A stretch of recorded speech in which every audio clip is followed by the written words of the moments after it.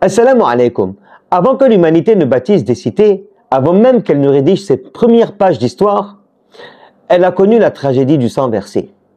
Le tout premier meurtre humain ne fut pas une guerre, mais un frère ôtant la vie à son propre frère. Pourquoi ce récit est-il présent dans le Coran? Et pourquoi les sages d'Ahlul Bayt, la famille du prophète, l'ont-ils interprété comme un symbole profond de l'opposition entre la vérité et l'injustice à travers les âges?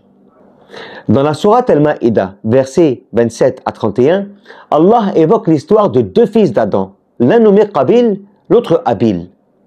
Tous deux présentèrent une offrande. Celle d'Habil fut acceptée, celle de Qabil fut rejetée. Pourquoi? Le Coran répond clairement. Allah n'accepte que de la part des pieux. Al-Muttaqin, sourate 5, verset 27. Plutôt que de se remettre en question, Qabil se tourna contre son frère, disant « Je te tuerai ». Mais Habil, dans une posture de foi et de retenue, répondit « Si tu étends la main vers moi pour me tuer, je ne l'étendrai pas vers toi, car je crains Allah, le Seigneur des mondes. » Subhanallah. Ce dialogue illustre une profonde sagesse, celle de la non-violence, de la patience et du respect divin. Habil devient le symbole universel du juste qui subit l'injustice sans la reproduire. Allahu Akbar. Il incarne la foi pure, celle des prophètes, celle de Ali alayhi salam, cousin et gendre du prophète Muhammad sallallahu alayhi wa sallam, et celle de l'imam al-Hussein, petit-fils du prophète sallallahu alayhi wa ali. Le meurtre a eu lieu, mais le Coran ne glorifie pas cet acte. Il dit, il le tua et devint ainsi du nombre des perdants. Subhanallah. Sourate 5, verset 30.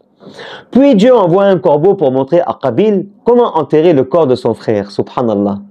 Un rappel que même les animaux peuvent parfois enseigner la compassion à l'humain. Allahu Akbar. Selon les enseignements d'Ahl al-Bayt, la famille du prophète, cette histoire n'est pas un simple événement isolé, mais un modèle qui se répète. Le conflit entre l'égoïsme et la spiritualité, entre l'arrogance et l'humilité, entre la vérité et l'oppression. Dans chaque époque, ce dilemme se pose. L'un choisit le pouvoir, l'autre choisit la droiture. Le message d'Habil résonne toujours. Il nous appelle à la conscience. Subhanallah. J'ai une question pour toi. Dans ton comportement, dans tes intentions, dans ton cœur, te rapproches-tu d'Habil, le patient et sincère, ou de Qabil, l'envieux et impulsif? Si tu veux découvrir d'autres récits coraniques dans la lumière des enseignements d'Ahlul Bayt, la famille du prophète, abonne-toi à cette page et partage cette vidéo autour de toi, car la vérité mérite d'être transmise avec sagesse et paix. Salam alaikum.